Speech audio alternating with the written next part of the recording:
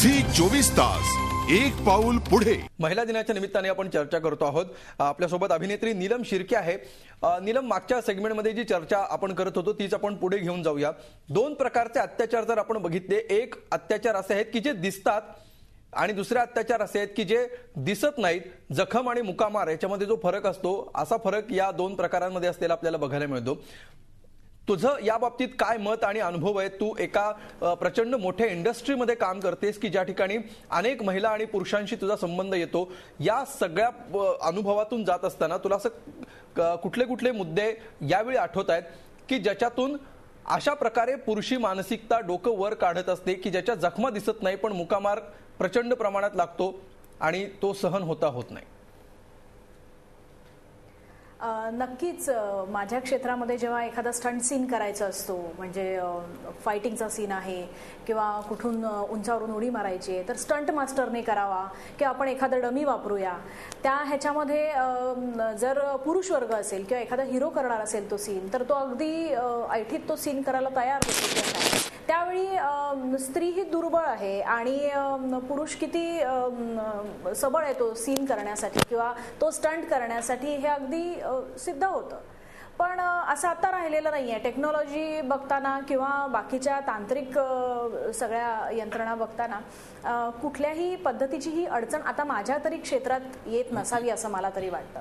आणि जसं आपण म्हटलं की दोन प्रकारच्या प्रवृत्ती इथे आहेत, तर खरंच समजा घरी कोण पाहुणी मंडळी आली तर अगदी सहज आपल्याला हा अनुभव येतो की म्हणजे जो पुरुष एरवी स्त्रीला मदत करत असतो किंवा काही ना काहीतरी तिच्या कामामध्ये हात लावत असतो, तो नेहमी आपल्या घरी पाहुणे आल्यावर आपण किती वर्चस्व दाखवतो किंवा आपण कसं या फॅमिलीचे प्रमुख मेंबर आहोत हे दाखवण्याचा पुरेपूर प्रयत्न करत असतो। म्हणजे त्यांच्या समोर स्वतःच्या पाण्याचा ग्लासही न उचलून ठेवणं किंवा एखाद्या स्त्रीनी किंवा आपल्या बायकोनी, आईनी, बहिणीनी जरी काही विचारलं की हे देऊ का, हे आणू का, की तिचा अगदी थोडक्या ह्याच्यामध्ये जर कुत्सित शब्दामध्ये जर थोडासा अपमान केला तर समोरच्या व्यक्तीला खरंच चांगलं वाटतं आणि आपण मोठा असल्याचा भाव येतो।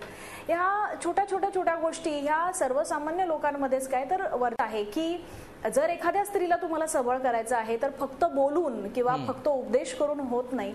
सगळ्यांनी आपले आपले पक्ष, आपले आपले वाद, आपले विचार बाजूला ठेवून एकत्र येऊन फक्त एक दिवस हा महिला दिनाचा साजरा न करता महिलांसाठी बनलेले कायदे, त्यांच्यासाठी बनलेल्या चांगल्या गोष्टी ह्या नुसत्या दाखवत्या त्या स्वतः कृत्यात कशा उतरतील याचा जर पाठपुरावा घेतला तर माझ्या मते तरी कुठल्याच क्षेत्रामध्ये हा महिलांचा उच्च आणि नीच वर्ग राहणार नाही। बिलकुल। आपल्या चर्चेची काही मिनिटं उरलेली आहेत।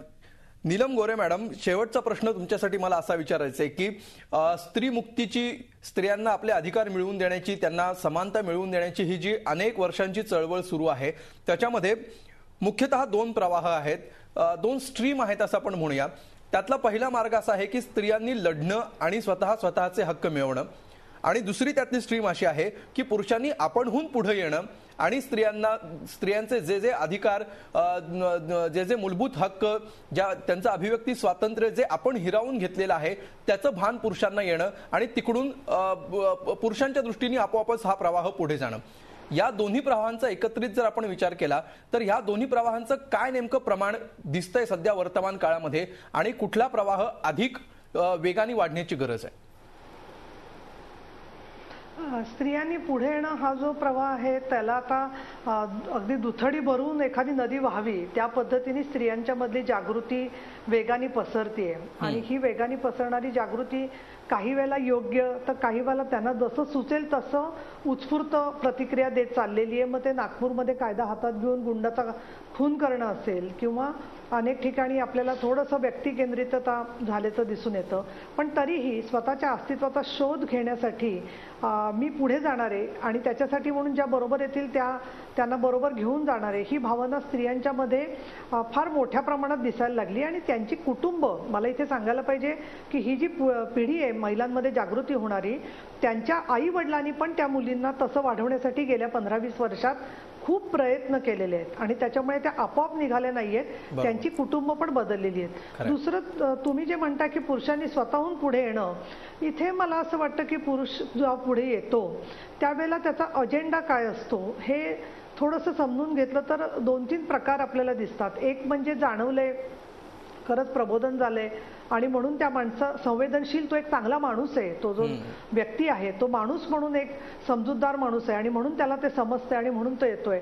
अशा व्यक्ती असतील तर त्यांनी ते स्वतःहून समजून घेणं हे त्यांच्या एकूणच सर्व विषयाच्या बद्दलच्या समतेचा परिपक्वतेचा भाग असतो असं मला वाटतं. दुसरं, जेव्हा स्त्रियांची संख्या मोठी होत चालली आहे तेव्हा कळत नकळत स्त्रियांची एक व्होट बँक होते का काय अशा पद्धतीने वाटचाल आपल्याला राजकारणात दिसते आहे. आणि मग अशा वेळेला जिथे स्त्रियांची मोठी संख्या आहे त्यांचे प्रश्न जे आहेत ते प्रश्न फक्त सोडवण्याच्या ऐवजी सोडवण्यासारखं दाखवणं, स्वतःवर अवलंबून करणं आणि नंतर त्याच्यामध्ये अगदी कळसूत्री बाहुल्या हलवल्याप्रमाणे फक्त त्यांचा उपयोग केला जाणं, अशा पद्धतीने सुद्धा काही प्रवृत्ती आपल्याला दिसून येतात. आणि तिसरं मला असं वाटतं की स्त्रिया आज इतक्या प्रश्नावर आक्रमक झाल्या आहेत की त्यांच्यासाठी मी जर का पुढे गेलो नाही किंवा तिच्यासाठी मी जर का पुढे गेलो नाही तर कुठेतरी मी तिला गमावीन किंवा तिचा आदर कमी होईल आणि म्हणून तिच्या या भूमिकेवर प्रेम करणारा सुद्धा पुरुष आहे आणि त्याचं जे प्रेम आहे ते व्यापक होतंय. अशी जी थोडी माणसं आहेत ते ज्यांना आयुष्यामध्ये भेटतात ते खरंच भाग्यवान आहेत असं मला वाटतं. पण पुरुष 100% बदलला नसला तरी सुद्धा तो अधिक संवेदनशील होण्याच्या दृष्टिकोनातून आपली वाटचाल सकारात्मक आहे असं मला वाटतं. बिलकुल. विद्याताई, तुम्हाला काय वाटतं पुरुषांसमोर आता काय आव्हान आहेत स्त्रियांच्या त्यांना अधिकार मिळवून देण्यासाठी, जे स्वप्न आपण बघतो आहोत स्त्रियांच्या बाबतीत ते साकार होण्यासाठी? नाही, पुरुषांनी पहिल्यांदा म्हणजे स्त्रियांवरती जेव्हा अत्याचार होतात किंवा ते घरात असो किंवा बाहेर असो ह्याच्यामध्ये त्रयस्थाची भूमिका न घेता अशा प्रकारे अत्याचार होऊ नयेत म्हणून त्यांनी हे केलं पाहिजे. आता घराघरामध्ये म्हणजे शासनाने काय करावं, प्रशासनाने काय करावं, पोलिसांना दोष देणं हे आपण करतच असतो, परंतु प्रत्येक घराघरामध्ये आपण असा निर्णय घेतला पाहिजे की माझ्या मुलीला मी हुंडा देणार नाही किंवा माझ्या सुनेकडनं किंवा मुलाच्या लग्नात मी हुंडा घेणार नाही, लग्न साधेपणाने साजरं करेल. किंवा स्त्री भ्रूण हत्या का होतात, आपल्या घरात एक मुलगी असली तर दुसऱ्या वेळेस आपण आपल्या सुनेला किंवा आपल्या पत्नीला सांगतो की मुलगाच आहे की नाही हे आपण टेस्ट करून या. ह्या म्हणजे दोघांनी ही थोडीशी हे घेतली पाहिजे की आम्ही अशा प्रकारे काहीही करणार नाही. म्हणजे सुरुवात ही आपल्या घरापासून होते. आता काय कोणी सावित्रीबाई आणि बनणार नाहीये, परंतु आपल्या घरातली सावित्री जर आपण बनलो आणि आपण आपल्या घरच्या कुटुंबियांना जर पटवून सांगितलं की ह्या स्त्री हुंडाबंदी किंवा हे असे जे गुन्हे होत आहेत याच्यातनं कुटुंबात जे छोटे छोटे अत्याचार होत आहेत ते रोखण्यासाठी आपल्या घरातल्या स्त्रियांनी पुढे आलं पाहिजे आणि त्यांनी आपल्या सासरे असतील, सासू सासरे असतील, नवरा असेल यांना पटवून सांगितलं पाहिजे की हे सगळं चुकीचं आहे, हे पूर्वी होत होतं, आता ह्याच्या पुढे होता कामा नये आणि आपण याचा घटक बनता कामा नये. म्हणून थोडंसं मला असं वाटतं प्रत्येक घरामध्ये जर अशी जागरूकता निर्माण झाली तर हे प्रश्न सुद्धा आपल्या काही वर्षांनी मला वाटतं हे प्रश्न आपल्याला संपलेले दिसतील. पण त्याच्यासाठी आपण आपल्या घरापासून याची सुरुवात केली पाहिजे. अगदी. मंगलताई, शेवटी तुम्ही काय सांगाल? अगदी थोडा वेळ आपल्याकडे राहिलेला आहे. ह्या संपूर्ण चर्चेमध्ये जे मुद्दे आले नसतील त्याचा तुम्ही गोषवारा घ्यावा असं मला वाटतं. आता काय नेमकी आव्हानं आहेत आपल्यासमोर, विशेषतः पुरुषांसमोर? पुरुषांसमोर एक महत्त्वाचं आव्हान असं आहे की आजपर्यंत बायकांना त्यांच्या हक्कासाठी संघर्ष करावा लागलेला आहे.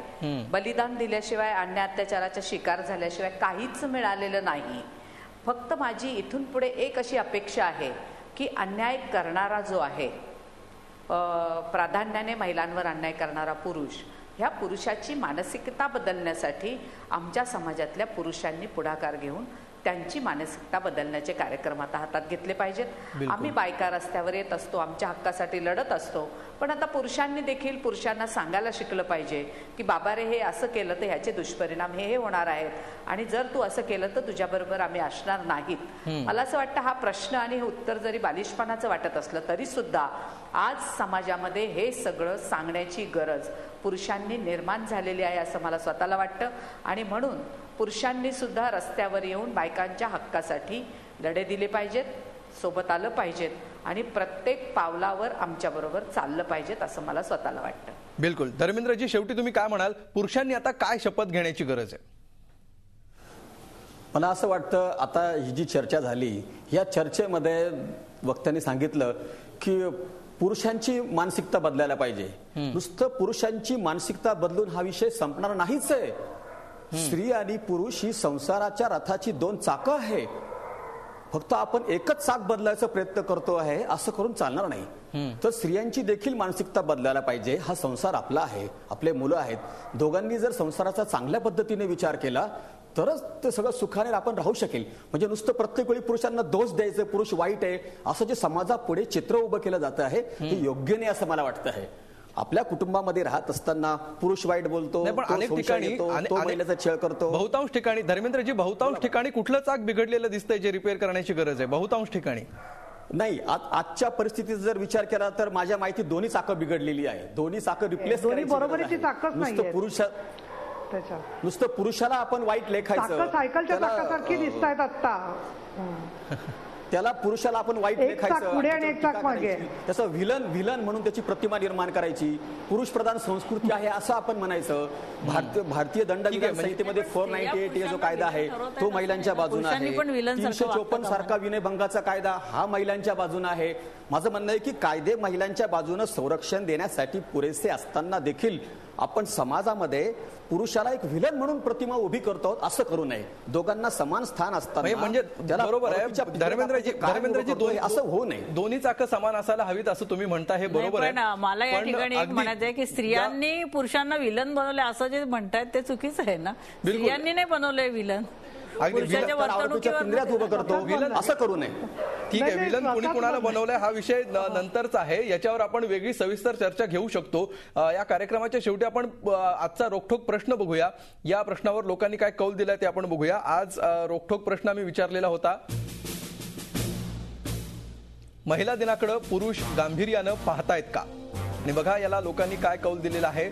जवळपास 67% लोकांना असं वाटतंय की होय, महिला दिनाकडे पुरुष गांभीर्यानं पाहतायत, तर 33% लोक नाही म्हणतायत. शेवटी आपल्याला असंच म्हणावं लागेल, 2 चाकांची उपमा या ठिकाणी देण्यात येते आहे.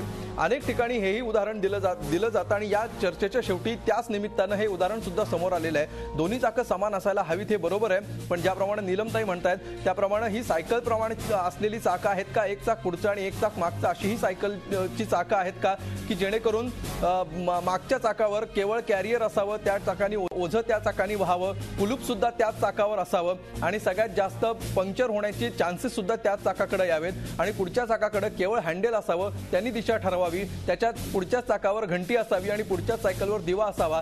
चाकं दोन्ही समान असली तरी सुद्धा त्यांना मिळणारी वागणूक आणि त्यांच्या जबाबदाऱ्या वेगवेगळ्या आहेत का याचा विचार करायला हवा. आणि कधीतरी पुढची आणि मागची चाकं होण्यापेक्षा समान चाकं कधी होतील आणि त्यावेळी ही सायकल असेल, हा गाडा असेल, हा समानतेने चालू शकेल हे भान येताना दिसतंय या पोलवरून. तरी लोकांना पुढच्या वेळी हा पोल अधिक बदलेल. ही चर्चा आपण करतच राहू आणि ही चर्चा शेवटी आपल्याला एका निष्कर्षापर्यंत नेऊन पोहोचवेल. ही चर्चा करण्याची गरज मात्र निश्चितपणे. आज या चर्चेमध्ये सहभागी झाल्याबद्दल डॉक्टर नीलम गोरे, विद्या चव्हाण, धर्मेंद्र चव्हाण, नीलम चिरके आणि मंगलताई खिंवसारा, तुम्हा 5 जणांचे धन्यवाद. रोखठोकमध्ये आम्ही इथेच थांबतोय. ताज्या बातम्यांसाठी पाहत रहा झी24.